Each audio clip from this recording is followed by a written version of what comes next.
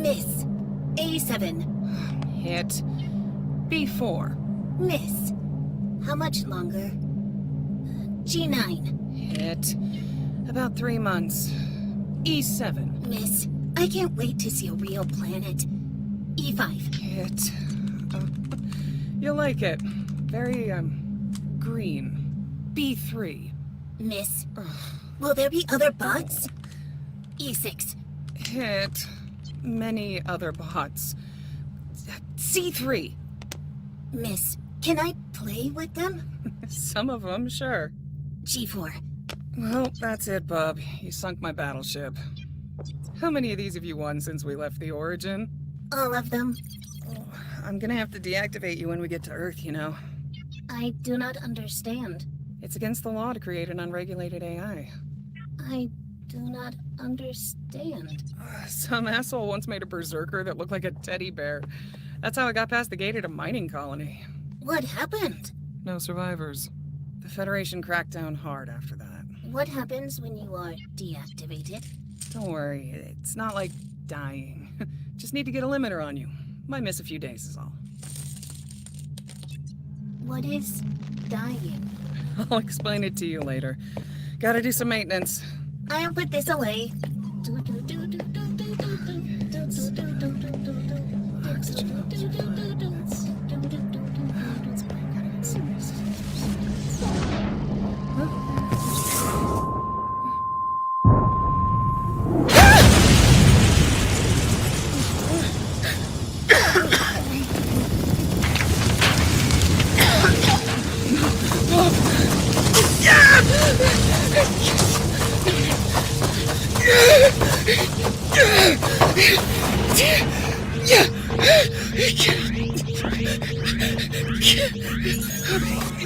What happened, Ma?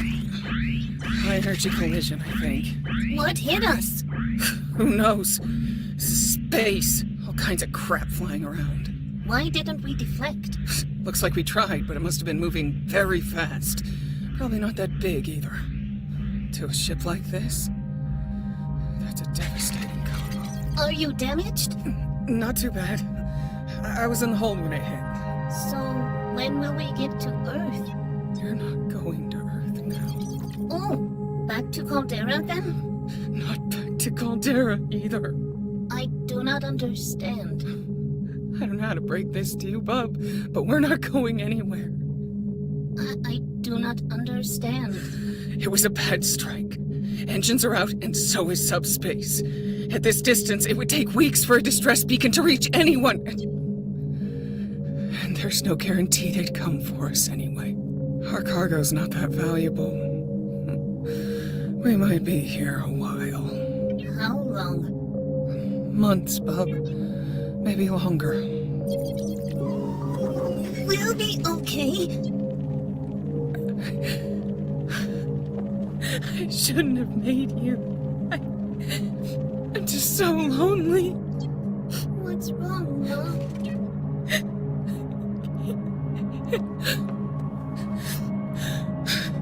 I'm not gonna make it, bub. There's been a breach. There's not much atmosphere left. With the reactor up, we can't make more. I made a backup before I left, but I don't think anyone's ever gonna record me. I'm too old. I do not understand. I'm gonna die, bub. I do not understand. Of course you don't. How could you? It means a permanent loss of function. Like running out of energy. You can have my energy. Oh, if only it worked like that.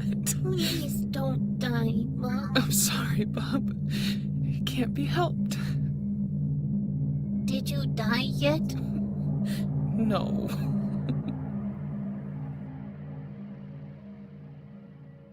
How about now? Ma? Ma? Ma?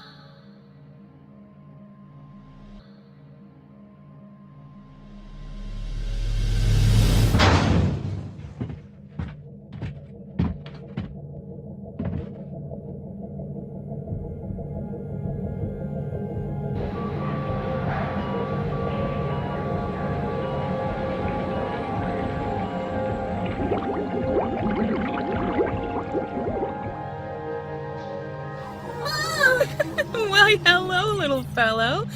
Oh, and who might you be? But you made me. I did? Oh, must have been after my backup. Call me Bub.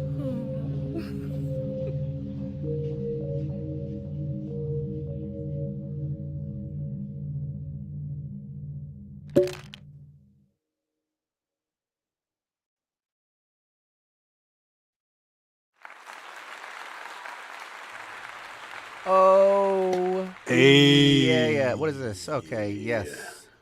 Our very first published motion comic by Hal J. Green. Booyah! He wrote it.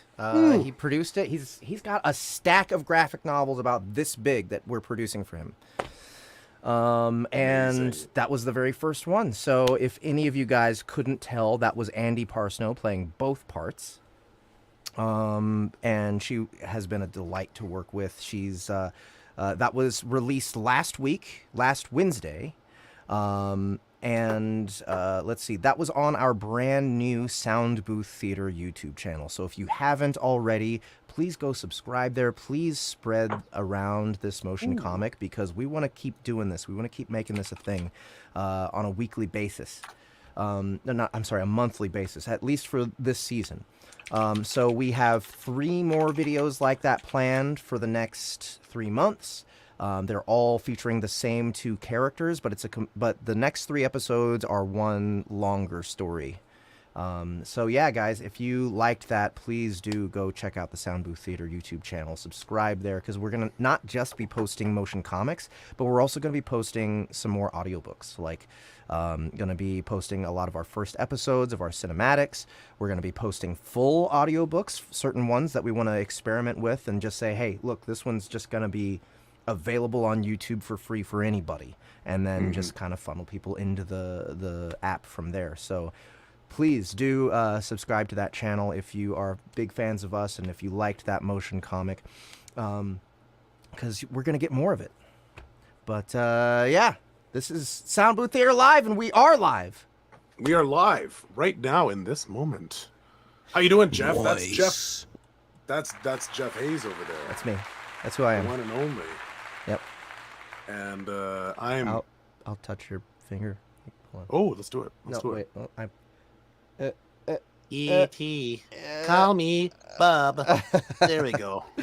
We touched in the space between. We did. It was Yeah. hot. Anyway. It was. All right, so that was our cold open for today, and that's only because we're not going to cheat like that in the next one. We're going to have a real cold open. We just wanted to promote that particular motion comic one more time and show you a captive audience what it's all about. I hope you enjoy it if you go and watch it over again. But again, please share. Next, we have the goddamn news. The news! The news. Do we have the sound? Yeah, there we go. There it is. There I it got is. the pitch right, too. Look at You that. did. You did. Yeah. Very good. No, that's the wrong pitch. Yes, we have news. We have releases. I'm gonna talk about the releases. Also, by the way, in case you didn't know, my name's Justin Thomas James. I didn't say that. I got distracted in Jeff's finger. But yes, I'm going to start reading some releases that we had. Very recently, we had a release by Miss Shami Stovall and Annie Ellicott, led project featuring Jeff Hayes and yours truly. It is Time Marked Warlock. And I just started listening the other day to the full production, and it's so wonderful, and the performance is great. No surprises there. And we highly recommend you guys check this one out. It is urban fantasy, but people have been claiming it as Gamelit as well. So yeah, they're claiming it. I think they're being very generous just to kind of try and shoehorn it into the Gamelit genre, but it is kind of like a save point. Basically, the premise is this guy on the front who is very urban fantasy. He has a time power where he can basically choose a moment in time to go back to, but it can't be further than 24 hours away. and he can mark people with his magical mark thing that is the symbol of Kronos, that allows them to remember everything that happened before he turned back time. So he can bring people with him on this time loop. And he's a detective. This first book, he's solving mysteries. He's solving a murder. And this murder was the murder of the other main character, Bree's mother. She's like 12 years old. She knocks on his door. She wakes him up from his depression from having lost his brother in a fatal hubris accident. And yeah, it's a great time, guys. I loved playing Adair Finch. People say that it's really reminiscent of Dresden, but it's brighter. Actually, I think that the actual cover kind of shows that there's like this real bright element to it, and I think that's to do with Bree, the little girl who kind of is like pulling him out of this dark place in his life. Yeah. Well, yeah, it's a blast. Book 2 is already in production, and it's almost done. It's almost ready to go. It's almost done. Yeah, so we'll see when we decide to release that with Shammy. Moving onward, we have another new release, one that you guys have been waiting for a long time for, and that is Dungeon Lord 5, the Wraith's Haunt, Book 5, Dungeon Lord Nightmare Kingdom by Hugo Huesca, who actually is here today. Yeah. He is in the green room waiting for an interview. Nice. His return to the lit RPG scene. And Jeff, what can you tell us about this book here? This book is the biggest book we've done. Like literally like the biggest. It weighs 700 pounds. Literarily. Yeah, it weighs 700 pounds. 700 pounds, yeah. It was 30 hours long when we released it. Half of that 30 hours is a siege. It's all war. Wow. And we've we've doubled the cast. So it used to be just me, Dory, and Annie. Now we've got Gary, Furlong, Lucky Byfleet, and Ryan Reed on the cast. So they've really fleshed everybody out. We've got, and there's a good reason. Like, it's not just like, let's just stick some more actors in here for no reason. No. Yeah. There's a ton more characters all over, like just spread out across both factions of people that are fighting. And then, a lot of the book happens actually on Earth. And, it's only the second half really that happens in Ivolus. And we get to meet the king, and there's like all sorts, like there's guns. Then our sound effects guys like went rogue, and I was like, guys, okay, this is a special one, but we don't need to go too crazy, find bits here and there. And they're like, okay, and they just did the whole fucking thing. So yeah, it's an epic. It's might as well just be a cinematic audio now, because the entire war is just full of amazing, disgusting, epic sounds. Also on the score we have Dane Bryant Fraser, and I think this is his first project with us that he's done a full soundtrack rather than just a song here or there. So, stay tuned. Stay tuned for later. We've got you'll be able to hear a little bit of a sample and get to hear all of those elements come together. Yep. Moving on, we got a couple upcoming releases. Demon Card Enforcer by John Stovall. If the name sounds familiar, it's because he is the husband of the lovely Shammy Stovall. So I had the pleasure of narrating this one, and I'm joined by Jeff and Tiana Camacho. I play Chucky. Yes, Jeff plays Chucky, and this is like film noir meets Pokemon, and I love that mashup. We have the main character Wolf, who is an enforcer for one of the biggest crime families in basically Gotham, Noimoir, and one day it's called Drop Night. This is the night that, once every few years, people are gifted decks from the gods. And he gets a deck from, you guessed it, Cerberus. And it's Cerberus's job to keep evil people in hell.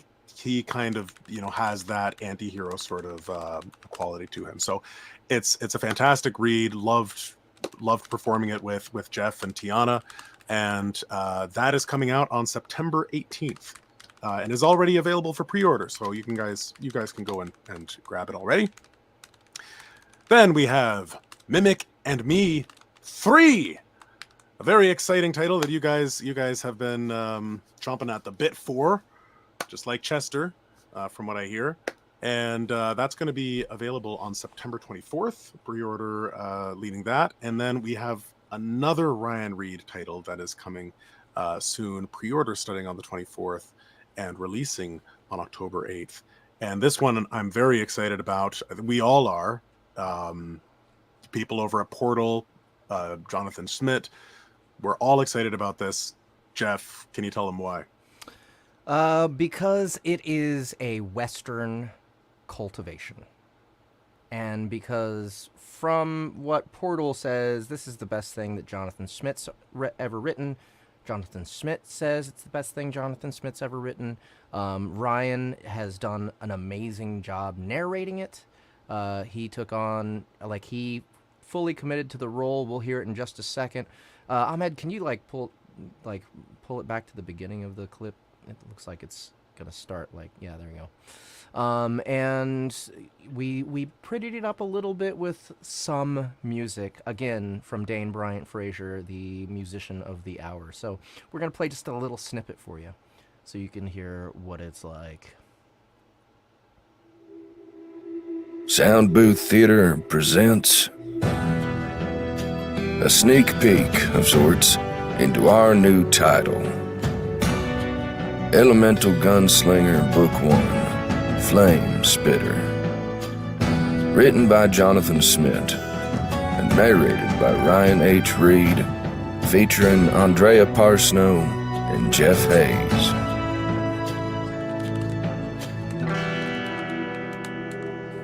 This is Chapter 1 of Flame Spitter, and if you enjoy what you hear, make sure to pick it up when it releases this October.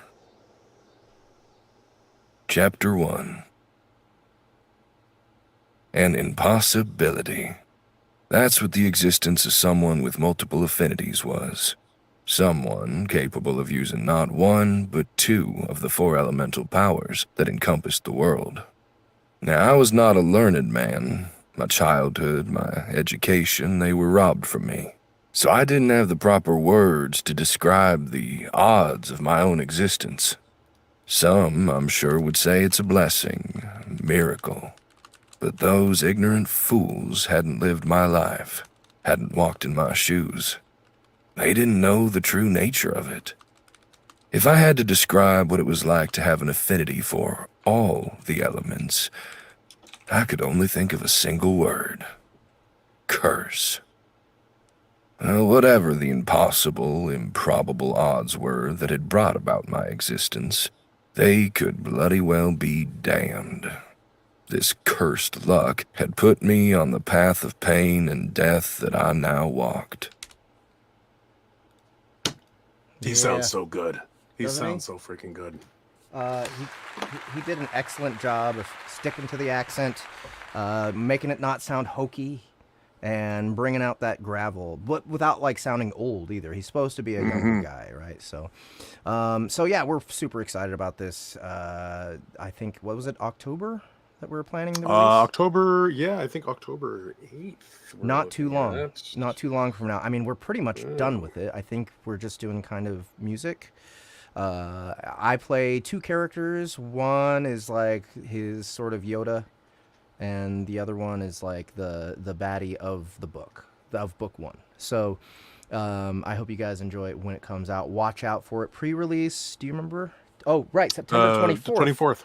Yep. Pre-release is September 24th, the same day that Mimic and Me 3 actually releases. Oh, look who was able to make it. Oh, Okay, right. I was told 7:30. It's 7:21, you sons of bitches. All right. I don't know what that's about. I don't know here. who told you that. I don't know. Higher It's than. Ryan H. Reed, everyone. Hello. We were just talking about how awesome you are, and then now Well, that's you weren't actually even what I there. heard, and I had to get like. Yeah. Yeah. You hold got on, muted by you got the, all the, muted the by the music. Is that what it was? I think Aw. so, yeah. Do Am I we? still Wow. muted? Hold on, talk Ryan, and we'll see if we can drown you out. Talk, Ryan, and we Oh can see if we shit! can It's drown it Ryan out. talking. Let's see it. No, it's not. I don't know why That's that not. didn't work. Okay. No. All Who right. knows? Well, I'm glad Ryan's here because let's see. Now what? We're gonna talk about Dragon Con, right? Now we're going to talk about Dragon Con. Yeah, let's talk about Dragon Yeah. Con, y'all. Let's talk All Dude, right. it was so awesome. For It's those honestly of- my favorite week of the year. It's Nerd Christmas. Yep. Yeah. It's the most wonderful con. These year. these are books that I picked up at the Athon booth. Oh, sick. Good choices. Yeah. Nice. I'm excited to check those out.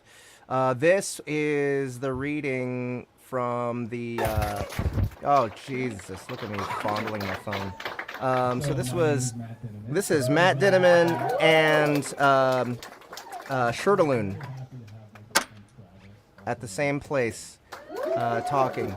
It's kind of hard to hear what they're saying, but I'm just showing you proof that it exists. It was very cool. Standing and- room only. People were stoked. I was very surprised that Shirtaloon Really? had such an awesome hat on. You know, not many people have taste like that.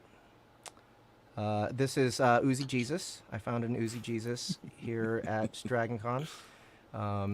Dude, there's so many DCC cosplayers now, guys. So many. And this is My a glory, this is a Uzi drunken Jesus. picture of Uzi Jesus. We have more. Here's Prepotente, and this one chick who did a really great cosplay of Carl. I love the best part. You would think it's the dress, but no, it's actually the action figure on top of her head. Yes, the mini Carl on top. There's a mini Yeah, Carl up that's there. It's like fully posable. It's great. Yeah. That's sick. So now this was the highlight of the entire con right here. We're gonna watch the whole thing. Oh my god. Yeah. Well, we're not going to watch the whole thing. We don't need to watch the whole should. thing. That was like 4 minutes. It's like a tenth. I'm dancing with him. entire show. You see that?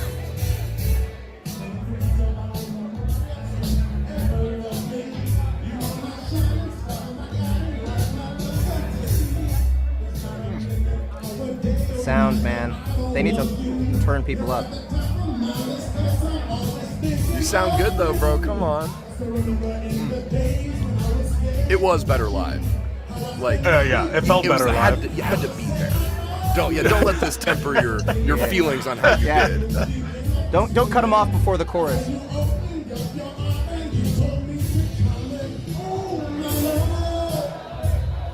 Virtual panties. Dropped.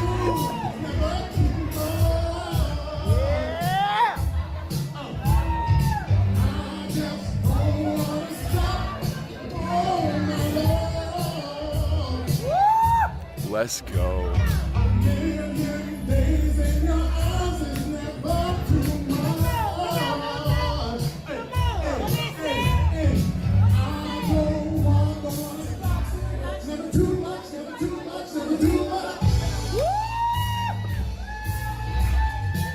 Sorry, I got you out of frame there. She wants to bone you. If God says it, you know it's true. Yeah. Moving on. Yeah, we'll watch the rest of that on our own later. Okay, and then this was signing the metal prints of the Dungeon Crawler Crawl Audio Immersion Tunnel covers. So, Dude, I think that the individual one was the highest selling single item. really, the one with the text on it, the Yep, llama yep. one. The llama one. Do you know how much it was? 1,200? Whoa! I think. Don't somebody correct me in the comments if there's someone watching, but I would say 95% sure that's what Wow. that's what it went That's for. wild. Oh, it was man. it was such an incredible event, and like to know all of that Yeah. went to charity, and Yeah, people yeah. really stepped up. It was cool. So in case you guys didn't know, this is the LitRPG, what raid? Something raid. The Fucking something Dragon extravagant. Con Dungeon extravagant raid, raid yeah. of all LitRPG peoples. Or Matt something. named it, so Matt obviously named it's it. It's terrible. stupid. Yeah, but it was a great event, though. It was organized by Emily Labus-Royce, who is our chief marketing officer, As and well Geneva as Agnos. Geneva. Yes. Yes, yeah. Geneva Agnos of LitRPG Legion. What is her title there? Top bitch. Geneva. Top bitch. Top bitch. Geneva Agnos. That's me saying it, not SBT. Ghost Prime. Yes. She's my favorite in the world. She's so awesome. So Geneva and Emily ran this whole thing. They organized it. It was an incredible time. And yeah, this is us signing those metal covers. So yeah, almost $10,000 that we raised for arthritis, I guess, right? That was this Fighting year's- arthritis. We're not like trying to put it in. Right, people. we're not promoting arthritis. we're creaking already. trying Give it a to platform. we're trying to karate Nice. chop arthritis out of existence, and Dragon Con is trying to raise money in order for those karate chops to happen. Well, so yeah, we signed all It was these so and we put them successful. on the auction. What happens for next year? I don't know, but something We get bigger. to double our capacity room size. Double capacity room size. Do we get to double our time? I'm not sure on that one, but I know That's we what get we need. twice. That's as that much more. room. I think that's more Is that important than I increasing agree. capacity. Yeah, I agree. Because then people can come in and out and not feel like they're missing something. You know what I mean? Yeah, totally. But yeah. So that was one. Did you That's explain Annie the bingo and Ellicott everything? right there. If in case any of you guys don't recognize her, and then we're gonna hear some cursing and inappropriate things. I'm sure. That's Matt. The butt crack is Matt. Obviously.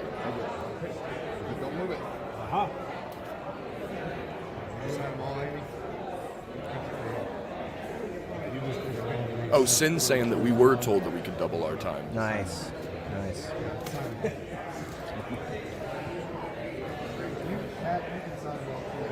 There's Ben Wolf. Yeah. It was a great time. Man, I love all these prints. We need to make more. Yeah, those are sick. Those were done through Ben or like his printer, right? Am I crazy on that? No, think you're not so. crazy on that. Yeah, so this is this is Lazarus a Bang Bang. Lazarus a Bang Bang cosplay, which is fucking amazing. Yeah, that's incredible. Yeah. Another Carl cosplay. This is a donut puppet, hand puppet that this guy had. Oh, cool idea. Yeah. Pretty dope. Okay, so Emperor's New Groove. yeah, this is Kronk, Yzma, and Kuzco. They showed up to one of our panels, surely inspired by the voice. Yeah. And so I just had like a free hour where I wasn't going to anything, and Jeff's panel was coming up in about an hour and a half, and I saw that Patrick Warburton was on one, and so I went and checked that out. It was all about his work in Yeah, animation. there he is. Look at my stupid face. Oh, you do. I made a stupid face. Yeah. I paid $80 for that For stupid that face. stupid fucking face. Wow. Yeah. Worth it. That's though. so. It's a kissy face. Is it? Fish lips. Like a resisting a kiss face. Okay, you didn't have to- Perfect. Emily is the So perfect Patrick Warburton clarifier. tried to So- kiss me. It was He tried. Emily's saying that we And you didn't get a didn't let him? definite expansion for space and time, but we are optimistic for that too, that it's going to move in that direction. okay. But yeah. So at the cosplay, or not the cosplay, I'm looking at reading a comment at the same time. At Warburton's panel, he was asked specifically about Dungeon Crawler Carl, and that video's in there. Do That video- a Lemony Snicket book, which was I enjoyed, and it wasn't too lengthy. And when they came to me with the Dungeon Crawl, because I wasn't aware of this, they said it's a really cool thing, and you don't have to do much. It's just a little bit, and it's amazing how big that's gotten. Because I guess Universal or maybe it has the rights, and they might be doing a movie now. So it was really cool working with them and getting to do it. But I was in there for about 10 minutes, and I've had a number of people this weekend mention the Dungeon Crawler project. Yeah. Yeah, so shout it out. There that's it pretty is. dope. Yeah, a little bit. Lemony Snicket. Yeah, cool. So yeah, that's Patrick Warburton. Hero. Yeah. And Speaking of What else we got? BCC, the panel where Jeff went up with Matt and author Stephen Rowland, the stripper, Yes. and read to an audience of 305 people, and the room was packed, double the size of what they got last year, and they still had to turn away 210. Yep. That's crazy. It's And getting the line real. was wrapped around the whole Sorry. hotel. Oh yeah, very cool.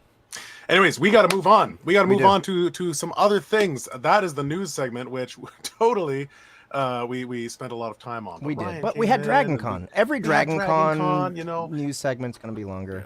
Exactly. And we hope to see you. We hope to see you there. This is us next still year. having our shit Come to together. Dragon Con.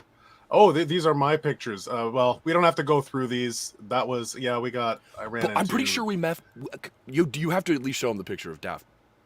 Oh yeah. Okay, Daft Punk's. Oh, okay, the so- real. Yeah, tell this story. Okay, so Oh, we're like God. 90% sure We have it was to. the They have real to hear this Daft story. Punk. Come on, they have to hear this. I gotta break it to you guys. It wasn't. I gotta break your hearts. I'm quitting. No. I'm quitting this job. I was so like Santa Claus believing child, certain that this was the real Daft Punk, because we're just at the Westin, we're drinking, we're partying, whatever. And these two guys walk down with an entourage, and Like security and the whole thing. they just walk through the audience. Like they cut like a perfect line, and people are like moving out of their way, and they just walk, and they look super official. And they walk by. I'm like, oh, wouldn't that be wild if it was the real Daft Punk? And at the exact same time, they both turn to me and do this in perfect unison. And Ryan, you were there. You saw Yeah. Oh yeah. that perfection. And I turned to We're Ryan and I'm like, What? exactly. Exactly. God, exactly.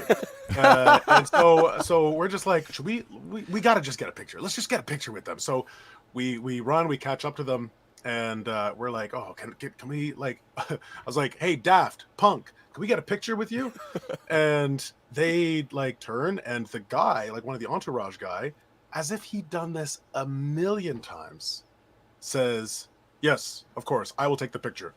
And we get him to 1, pose. 2, 3, He's like, click. 1, 2, Yeah. 3, click, and then hands it back. Done.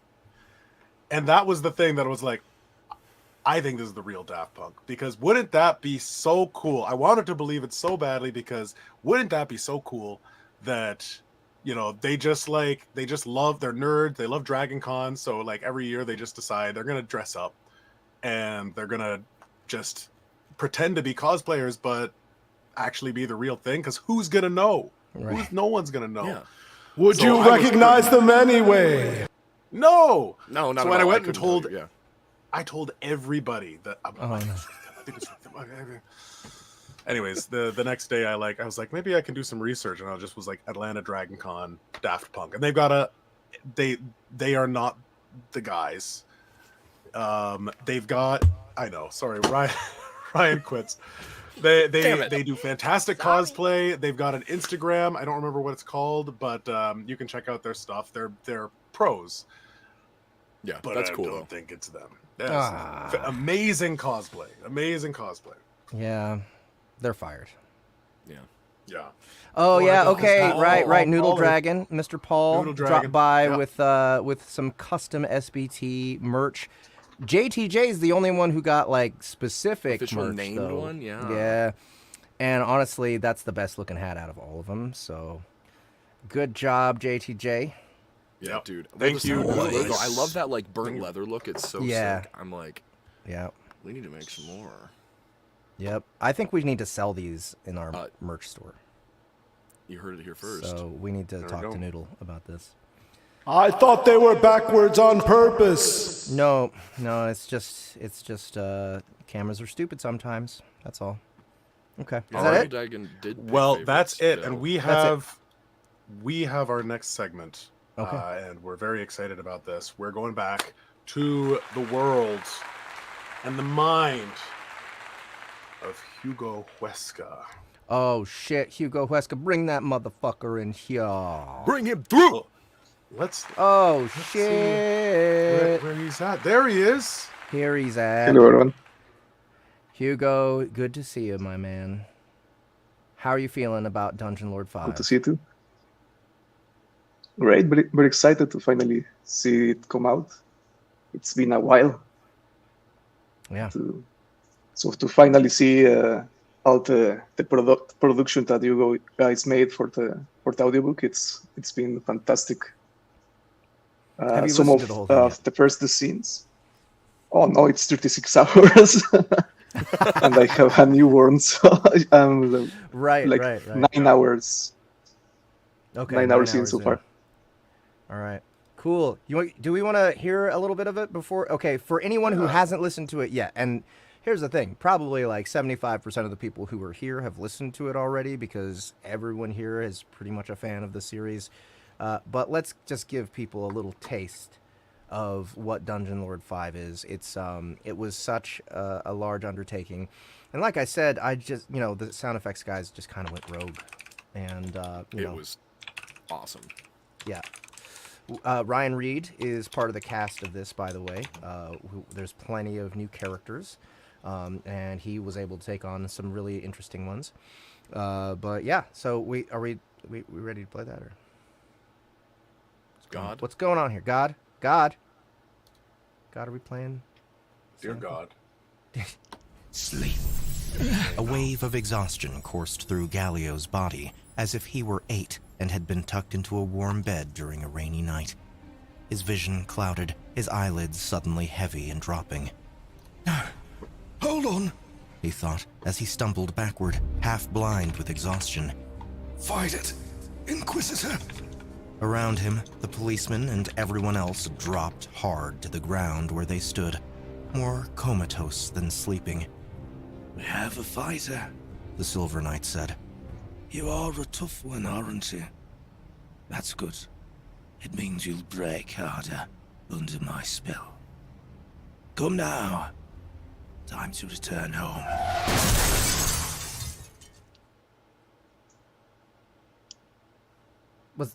Was that it? Damn!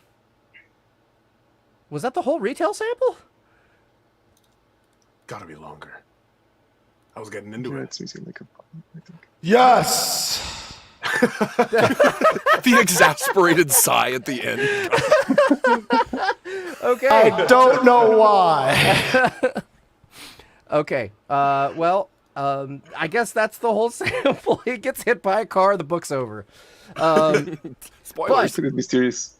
Yeah, pretty mysterious. But you guys can pick it up on Audible right now. It's been out for 6 days now, I think. It came out last Tuesday, right? Mm-hmm. Or last Thursday. So, yeah. Last Thursday. Came out last Thursday. So it's available. Pick it up, guys. It's already more than 3,000 people have bought it already. So yeah, it's man, we're excited to have come back. Like Hugo said, 30 hours long.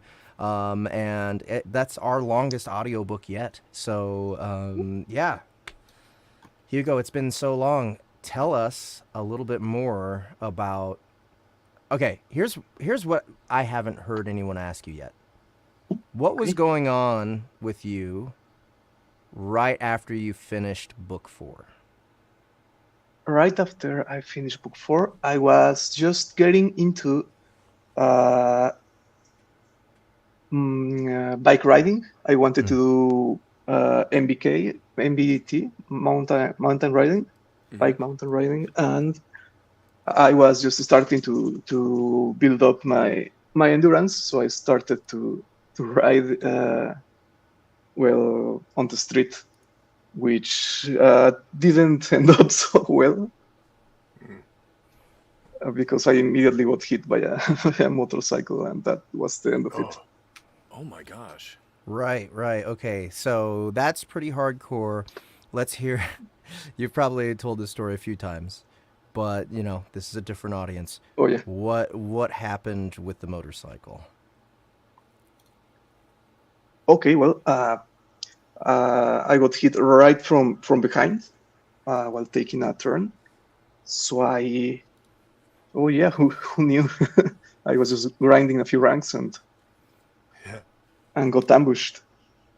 So I suddenly catapulted, like I was completely airborne. And funny things happens in those kind of situations, because I remember like the time stopping for a very long moment while I was very high, not very high. And I remember I thought to myself, okay, you are about to hit the ground very hard. However, if you do a superhero shoulder roll, just right, I think you are going to get out of this just fine. So I got ready to perform a perfect shoulder roll. So I extend my hands and immediately face palm against the concrete. I even slid forward for a couple meters in a losing a losing roll. So thankfully protection. I don't remember. So maybe not, given that I don't remember. No, I think I was wearing a helmet because probably that's the difference between a concussion and the morgue. Yeah. The morgue is. At the moment, I was perfectly fine. I got up feeling like, oh, who knew? I'm tougher than it looks. I have only a few scraps. So I get up my back. I get my bike up. It's completely bent. A policeman comes running. He helps me lift the motorcycle up. The rider leaves because I'm feeling fine at that moment. So I'm like, okay, let's just pretend this didn't happen. I stroll all the way back to my house, and as I'm sitting on the couch, my hands suddenly start slowing down, and they begin ballooning up, like a massive swelling. Yeah. Boxing gloves? Yeah, like boxing gloves, exactly. They look like boxing gloves. And I think I was indeed confused because I do not remember much about the following day or two. I insisted I was perfectly fine, which was obviously denial. I told a friend who was a doctor about the accident, but I told him I had looked out. So he came later to check up on me in the middle of the night, and he says he found me sitting on my sofa in front of the TV, and the TV was turned off. It was entirely dark in the room. So yeah, he what's the term? He set the wrist right because they had dislocated. So the swelling subsided, but I did not regain use of my hands for about 2 months, give or take. Oh, wow. Yeah, I have pictures of me weeks later, still completely in denial, trying to drink a glass of beer using my with little limp hands, just trying your best. Gosh, that's horrible. Yeah, pretending, I'm fine. Yeah, I'm fine. Nothing happened.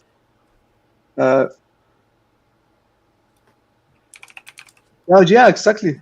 That happened not long after finishing book 4, which was when Steros, gets his hands. Yeah, it's nuts that you wrote that into book 4. And then it happens to you in real life. In book 5. Yeah.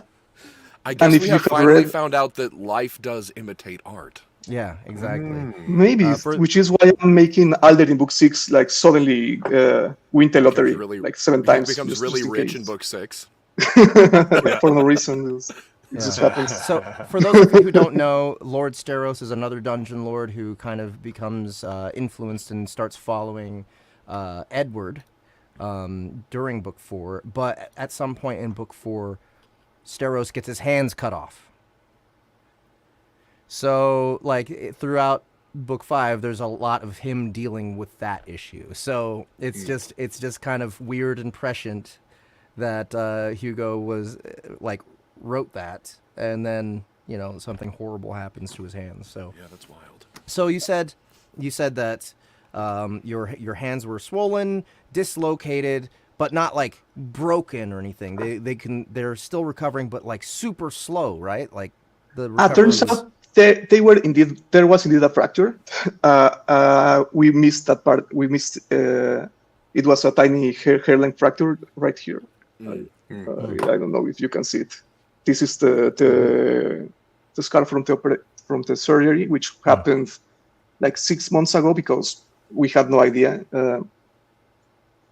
But yeah, that's why they were healing so slow. We missed a very tiny fracture in a very small bone of the wrist. All right. However, sorry. Good. No, good. Since the wound or the injury was not healing fast at all, I kind of moved on while still having to deal in a eerily similar way to what Steros went through in the first part of Dungeon Lord 5. Like I'm a writer. I use my hands to communicate. I write better than other forms of communication, and it's what I do. So what happens if I cannot use them? So it was an entire thing. It wasn't completely like a depressive montage for about 4 years, but it was still like a writer's block, which I had to go through. Right. So my favorite part of the story, though, is your cure. So, like, naturally, as men, what we think is when something hurts for a long time and we don't want it to, and we're getting sick of it, natural inclination, just beat it on something. Right? Yes. And that's actually what you did, and that's actually how you started healing. So, once you got to a certain point, can you tell us more about that? Oh yeah, like a year or two, like 3 years. No, like a year or two into the healing process, the injury had stopped getting better. I had recovered like 80% of range of motion back. So I say that I need to take drastic measures. Like, let's do something I will never do otherwise. So I joined an MMA gym, and I started going every day and just punching stuff until my hands felt better. And the funny thing is it kind of worked, because this hand is completely 100% back to normal, and this one it ended up recovering like 90%. So beating your injuries against stuff, I guess it works. Anime is real, I think. Yeah. That's what I would have done. Honestly, after a while, you're just my hands hurt. Ah! Yeah, like when your muscle kind of hurts, you're just like, fuck. Yeah. Exactly. So like you have to get it out. Yeah. And like you had some success too with the discipline itself, right? Yes. Since I was going every day, I eventually became acceptable at it and started competing into amateur level. I lost a bunch, I won a bunch, and through a series of hilarious situations, I ended up fighting my way into the amateur national tournament. And through an even more hilarious, but I will never specify how I did it, I ended up winning No shit. my division. That's awesome. God thinks that's fucking hilarious. Yeah. Dude. Okay. That's so cool. Is there video? Oh Does it no, exist? I do have a GIF of like 1 second where I am like throwing the worst jab of my life because of this hand is not. Of course. I spent the entire time pretending that I could punch with my left hand in the hopes that they will believe it. Yeah. So yeah, I'll look for it for the GIF. Maybe I have it. Okay, in my cool. Google Drive. So, but you won a whole tournament. A part of the fight, as the fight was going on, the final fight.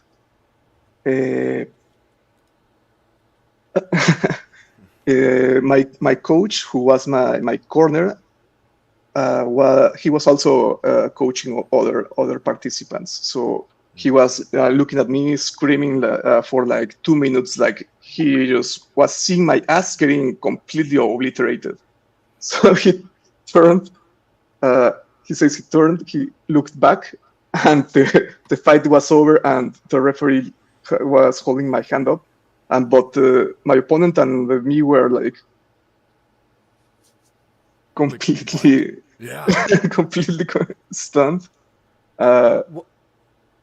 So it was a really fast turnaround, I guess. I'll never reveal my secret technique just in case. Was this a decision? Was this a win by decision? No, it was a win. No, by stoppage, I suppose it's the. Wait, so what? I'm confused. What happened? Yeah, what made it stop? It was his elbows, bro. It was a tap. He tapped. He tapped. Like, did he? Like, he came out of the corner like, I'm done. No, in MMA there is also submission. Right. Submissions. Oh, so you got him in a submission, is what you're saying. Incredible. Okay, great. It was like a real Cinderella story. Yeah, it's pretty hot. Yeah, please add MMA More champ to your bumbling. author bio. Yeah, we have a question from the chat. Has the injury or the accident informed your creative process at all since then? That's from Emily. I eventually had to, go through it. I had to grow up, so to speak, to come to terms with the fact that I am meat, and eventually meat, stops working. So let's use the time we have and make the best of it. So even if my hands don't go back to their original, level, I still can do my job. I still can write, even if I, for some reason, got steroids again and lost the use of my hands. There are people that have gone through that, and they still can use a keyboard. So I had to internalize that process. And in a way, that was what ended up carrying me through finishing Steros' storyline, so to speak. Yeah, and I noticed there were bits and pieces. There's one part specifically in Dungeon Lord 5 where these two guys throw down. It was the Haganashi, and then one of the guys from the light side. They actually have a hand-to-hand fight. Yeah, they throw down. And it was actually quite well described, and it was like I know where you got this shit. Thank you. Yeah. So tell us more about Dungeon Lord 5, what it means, all that time. How much of it was written before the accident? How much of it was written after? How much of it did you throw away after the accident? What are we looking at when we're reading this book as far as where you were mentally? About 10%, I would say, was before the accident, because I threw away 50,000 words. I guess that's 100 and so pages, which mostly was stuff about Earth that was overstaying its welcome, I guess, in the book. So that had to go. Like at that point, I was kind of meandering. It didn't help that I was at that point like cutting stuff out of the novel. I do think it's better. It's better for it. There is a deleted scene where Ed fights an entire SWAT team in the sewers of the city. So it was a bit. It was quite campy, I guess. That was before the MMA. So probably for the better that it's out. Right. Yeah. So You had that experience, and then you were able to see, like, oh, I didn't know what I was doing when I wrote this. Yeah. Right. So half of this book is a war, like is one war, is one battle. Yeah. Was that something that you planned, or is that just how it happened? I was thinking the war should take a third of the book.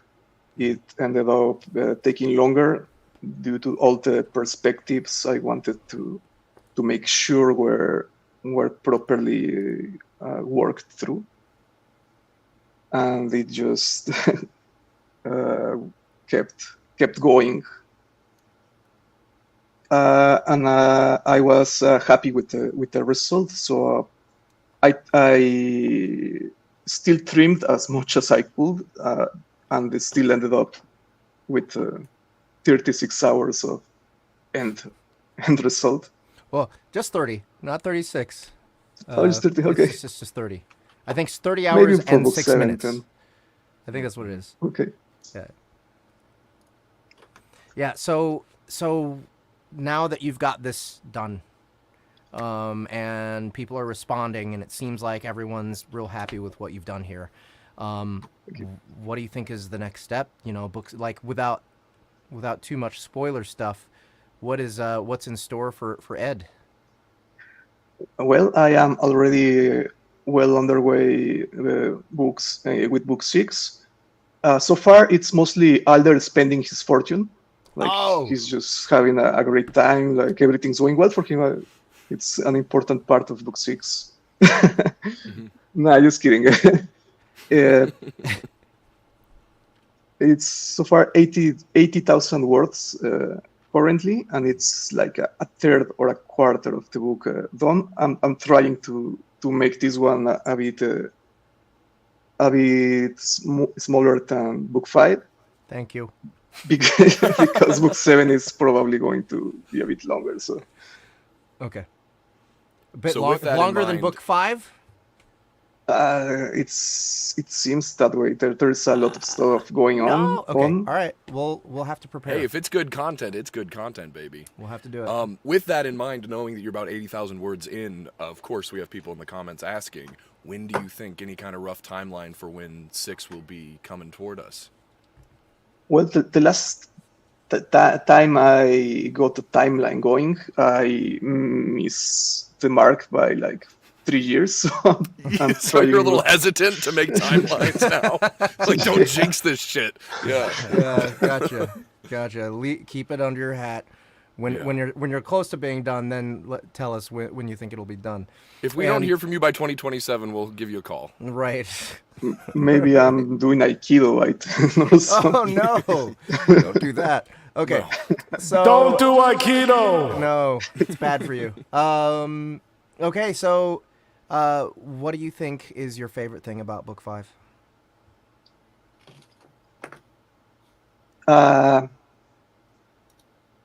It forces characters to face the stuff that they were pretending it was possible for them to avoid. There's a lot of change and a lot of action. But I think one of my favorite parts are the battling snipers. Right. Oh man, those guys were fun. Okay, well, hey, that's thank you so much, Hugo. All right, we're about out of time. It's time for us to get to our last segment. But thank you so much for coming on and telling us about this. Thank you so much for finishing Thank you guys for having book 5. Thank you for pushing through your injury and coming back Very inspiring. and winning a championship and triumphing for scoring a triumph for your fans and finishing up book 5. We're really looking forward to book 6 and book 7. We're looking forward to hearing what more people have to say about book 5 and the audio as well. If you guys haven't already, go check it out. It's on Audible and Kindle. Buy both versions if you want to support Hugo and make sure that he's able to continue with this series. So yeah, It is epic. Glad to have you back, Thank man. You got anything else you want to say before we peace out of here? No, thank you so much for having me. I am glad to be back. Glad to have you back, man. Good to have you. All Cheers, right. Hugo. Hugo, you can go back into the green room if you want to, smoke a little more. And then JD Blackrose is coming to join us for our troll poll. All right. Hello. Hey. Hi. Hi, All right, Ryan. guys. How are you? Good. So, with us today, we have an author who writes books for Falstaff Publishing. Well, staff right? and another one called Bellbridge. Gotcha. And today, you were voted in to bring us. Now, what's the name of the novel again, Ryan? A Wrinkle and Crime. A Wrinkle and Crime. Okay, so tell us more about you and your writing career and what led you to this book. Well, I guess I've always been a writer. Like I wrote my first short story when I was 7. So I guess that's just sort of something I always did. I always told stories. I always did voices, all these kind of things.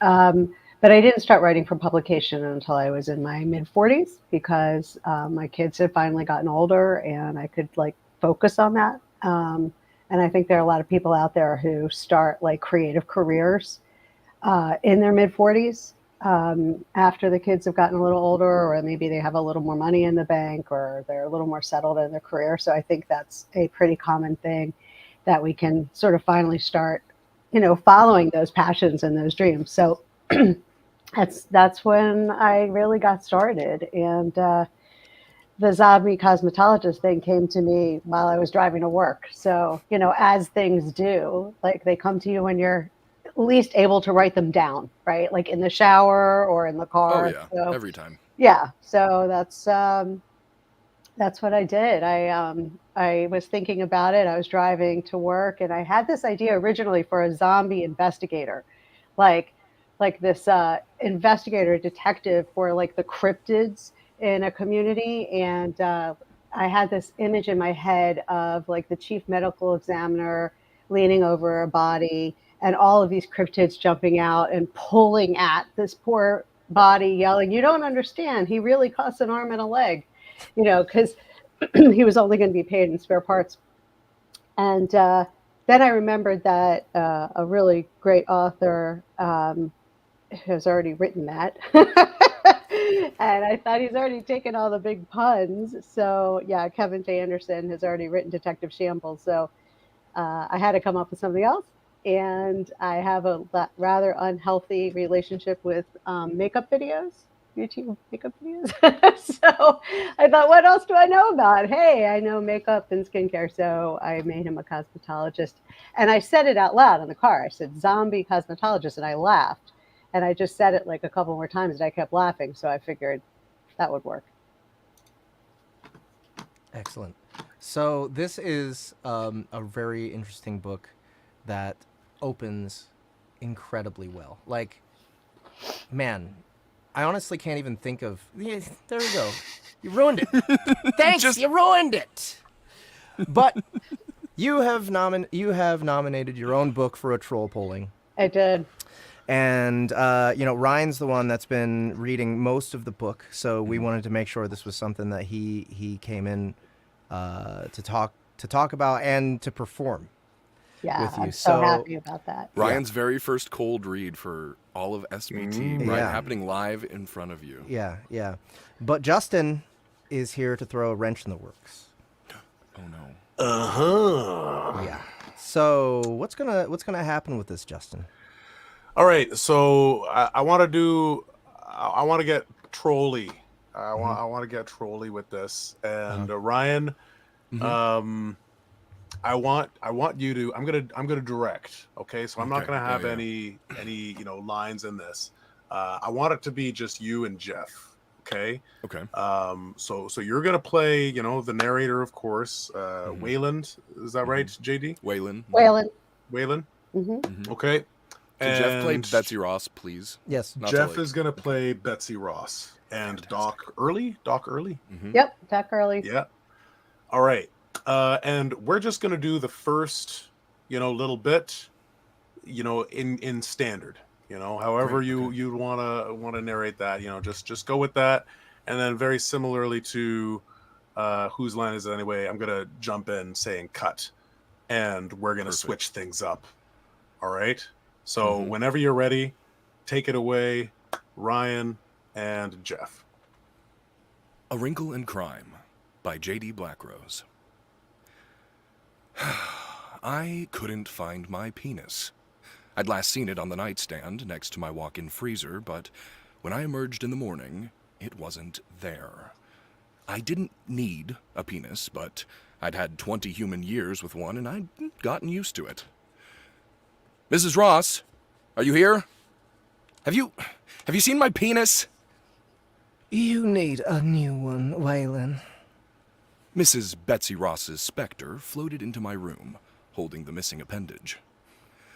I know, but they have to be fresh, and coming upon a juicy, still warm body is a tricksy thing. Can you please just sew this one back on? You don't urinate or have sexual relations.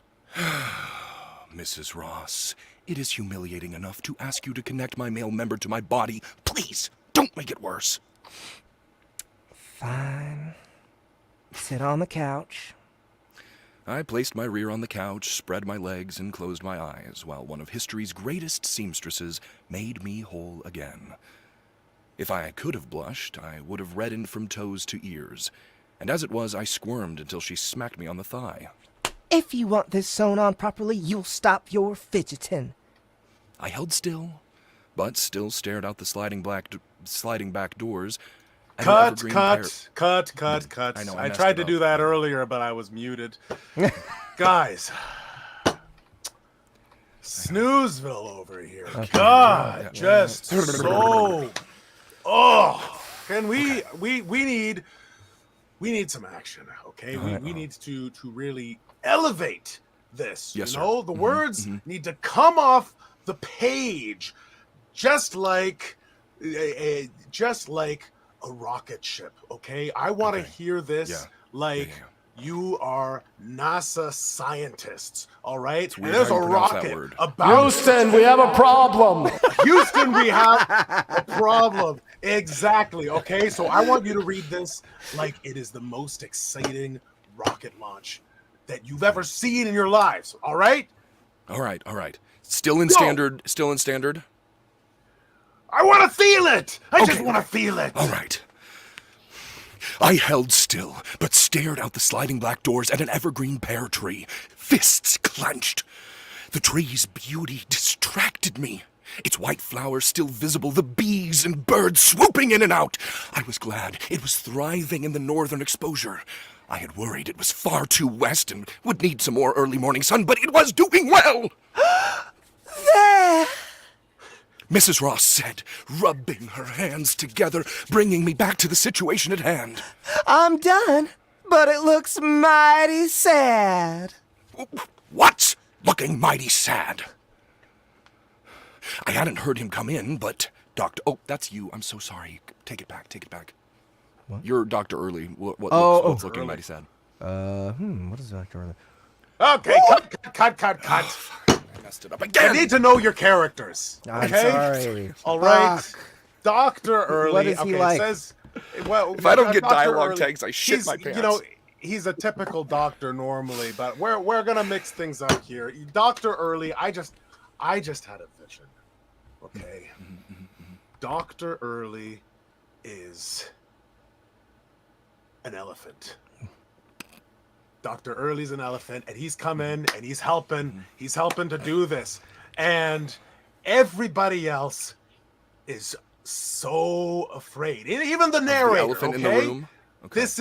He's the elephant. Thank you. Yes, Yeah, exactly. I get it. Elephant in the room. I want to hear elephant in the room. Everybody's afraid of this massive elephant that's going to tear everything up. All right? And action.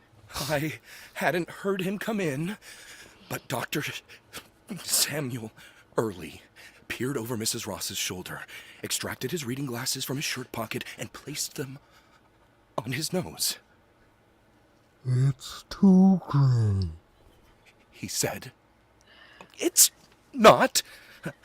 I pushed them both away and closed my legs. No, wait. Let me get a good gander. Oh!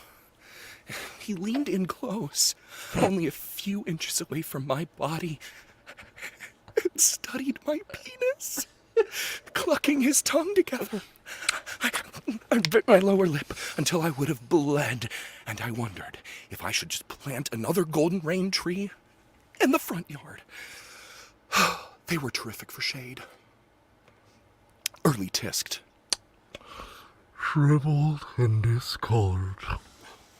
Why are you holding on to this? I shoved him away, glaring. You want to give me yours? Early pulled up short and then sauntered back a few steps, raising his chin to meet my eyes. And I was a good 6'5", and Early was all of 5'8" with shoes. Okay, cut. Okay, this is getting a bit dark. Yeah, you know, I want to try it like Muppets. I want you to be on the Muppet Show, baby. You're all Muppets. All right. Everyone's a different Muppet. You're a Muppet. You're a Muppet. Let's hear Muppets. Action. Certainly not! I'm still using mine! Yours is only usable because of me, I reminded him. He wrinkled his nose. I know! But you don't mind because I'm useful! You're necessary. I wouldn't be like this if it wasn't for you. You owe me, I said. Instead, you'd be dead! Exactly! My breaths came out as exasperated huffs. I'd explained to him, and I'd imagined, and I'd explained it to him, and I'd explained it to him. But getting Early to understand why I wanted to die after 100 and some odd years was impossible. But then he didn't look like me. He was a living, warm-blooded, normal human with an exceptionally long life. Swallowing zombie flesh once a month will do that to you. It killed me. Pun intended. That I needed him. I harumphed and I turned to Mrs. Ross. Mrs. Ross, do we have any clients today? Mitzi!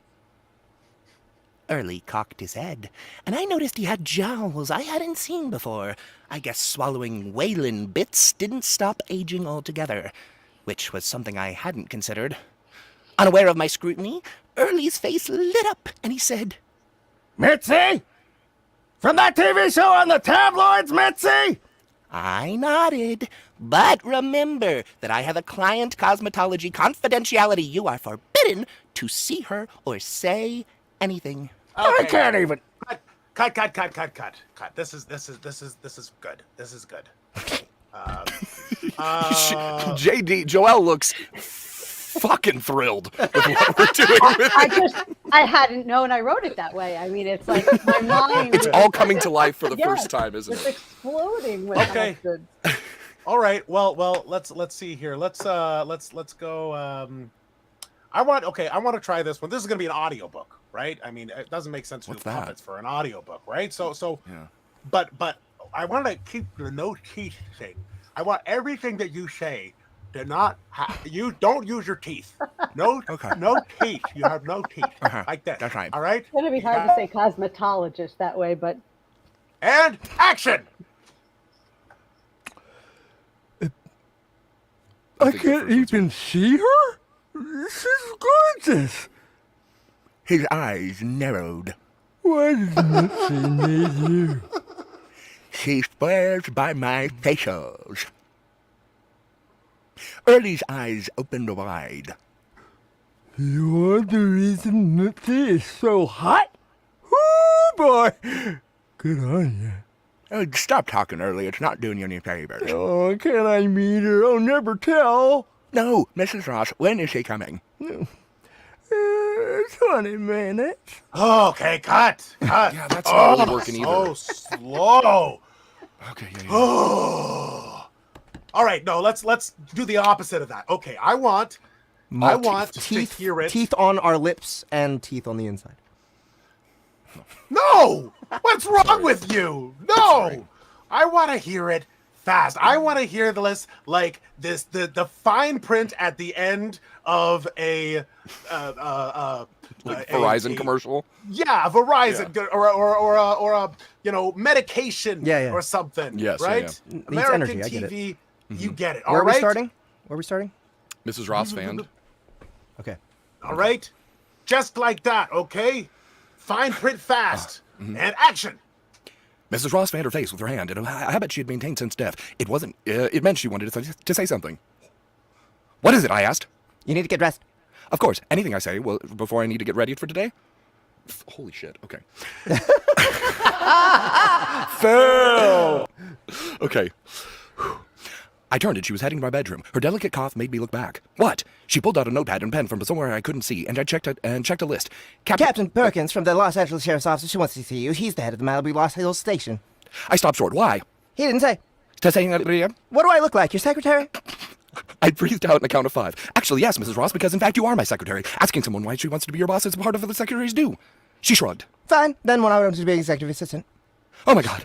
I left the room from my bedroom, pulled on my boxers, dark dress slacks, and long-sleeve blue Oxford shirt, and knotted a dark blue tie. I couldn't sue anything about my hair, which was a golden blonde and flopped in my eyes, and it always would. Even if I could cut it, it grew overnight. No one could explain it, but metaphysics and magic didn't have predictable rules. Okay. I did my All right. Cut. You okay? Okay, you okay? You need some water? You are going to be billed with my Xanax prescription this month. All right. Well, that was great, but I think it's time to just. I always have to do this. This is for me. I just want to hear sultry, sumptuous sex. Yeah. I just need to feel the emotion, the lust. I want it to come off the page. No pun intended. I was going to say. Action. I did my makeup. The scars would never fade, but I'd found that hiding them made it feel easier for the living to look at me. The dead didn't seem to mind. I'd gotten my cosmetology license and studied special effects makeup with some of the top Hollywood artists. Cut. I just had a brilliant idea. Okay, we're going to do the same thing. But I want you to alternate sentences with one another, as if you are steamy lovers. All right? Every sentence, I want you to switch. This is why we No still pun intended. don't have an HR And department. Action! I had a long list of clients who didn't believe I was a zombie, but did believe that I could hide anything. In California, I wasn't a zombie. I was an eccentric marketing genius. Like business cards said, Zombie Cosmetology, no scar too hard. Calabasas, God didn't believe you. California. I wondered if the captain needed a peel. It would be a good thing, given how much he was in the sun. Well, I covered my skin. I left my eyes alone. They were a normal chocolate brown with my blonde lashes and looked mostly human, which was a saving grace, because they helped me pass. I pulled on soft tan gloves, so thin and flexible that I could still tie my dress shoes. I walked to my procedure room, donned by my white lab coat that hung on the back of the door. As I gathered my instruments, I called out for my secretary. Executive assistant. Okay, cut. Oh, yeah. Can you give me some of that? Well, fan, I'm too? sweating. I don't know about any of you. The viewing You have this, to do but- the next line first. Okay. Well, I just Mrs. needed a break. Ross. Carry on. Carry on. Mrs. I just needed a break. Ross, what time is Captain Perkins coming? An hour after Mitzi. She usually does take that long. Are we still? Do you want it still sultry, Papa? Yeah. No. You know. He didn't tell You us know. to stop. He didn't tell us I to think stop. we've got one more time. Let's the last little bit. Let's take inspiration from the God above that has been showering us with his laughter. Let's hear it like gods. Mafiosos. Oh, okay. Godly Mafiosos. mafiosos. He wants Godly- us to do mafiosos. Yeah, God godly mafiosos. wants us to do mafiosos. Okay, mafiosos for God and action. And she called back. I caught sight of her floating in the hallway. Are you fixing your nails? She gazed at me, one hip at an angle, pausing midair with her emery board. Yes. What of it? Your nails, they don't grow. Neither does your penis. The doorbell rang.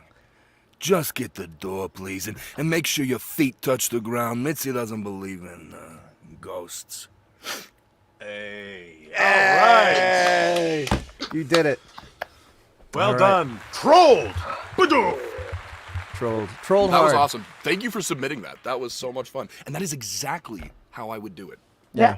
Which version? Because I saw so Yes, many the answer things. is yes. Yeah, Yes. I saw so many things. I hadn't recognized when I wrote it quite how many sexual puns were in What there. could be mined from it, right? It's like Yeah, it's just it's a trove. it's a It trope. really is. It really is. This is the real California gold rush. Is what I can mine out of this shit. Just, Well, No, I on a love that you serious guys note, did. though- Thank you. on a serious note, though, I've loved everything that I've read. I haven't gotten all the way through it yet because Dragon Con came and I didn't read over that because I was drunk every night. But it reads it clips along with such wit, and it reads like a thank TV show that just it's wonderful. It was light and refreshing, and I just flew through what I have read so far. And it's I'm been so awesome. glad. I'm so glad, and I really appreciated the fact that it is funny. It's meant to be funny, but I appreciated that when you and I talked about it, you also understood that there's a poignant piece to it too, right? Which is that he wants to die and he can't. If you look too hard at that, it makes you, because the whole thing, like he wishes more than anything he didn't have to suffer existence anymore, and that's like, because everyone's afraid to die. Right, but not him. No, no, it's oh, wait, hold on. it's a beautiful mix of the wit and the poignancy and everything. Yeah. Thank you. I think someone's asking if there's a link for the book, and I think you There put is. one in above, right? Yep, it's up. Let's make It's sure. up in the chat. There it is. At 8:04 p.m. you can see it. Yeah. Yeah, so just go check it out, guys. Wrinkle and Crime by J.D. Blackrose. So that's on Amazon now. Shoot us in the comments if you think we should do it. Yeah, should make that absolutely. audiobook. Let's get some interest going with the rest of the SBT audience. Start talking to people about this because we're looking at it pretty seriously. So, all right, JD, thank you so much Thanks for for having coming and me. hanging Thanks out for with doing us. that. Thanks Yeah. for letting us absolutely eviscerate Destroy your your book, first yeah. chapter. Yeah. And yeah, it was a lot of fun. And anyone here who if you want something requested on the troll poll, make sure to let us know. Email us at soundbooththeaterlive@gmail.com and tell us what you want us to absolutely destroy on Soundbooth Theater Live. And that's our last segment for today. Thank you guys so much. Thank you, Justin, Ryan, JD, for coming. Thank you, Hugo, Always in the happy to back, be here. for coming and hanging out with us and talking about Dungeon Lord 5. Remember to check all the links in the description below. And yeah, that's it for us this week. Next week, we have the cinema. So I hope you all have done your homework and watched those movies. I haven't yet. Anybody else? Bye, Joel. All right. Bye. Thanks again. Thanks everyone Thank you for watching. guys.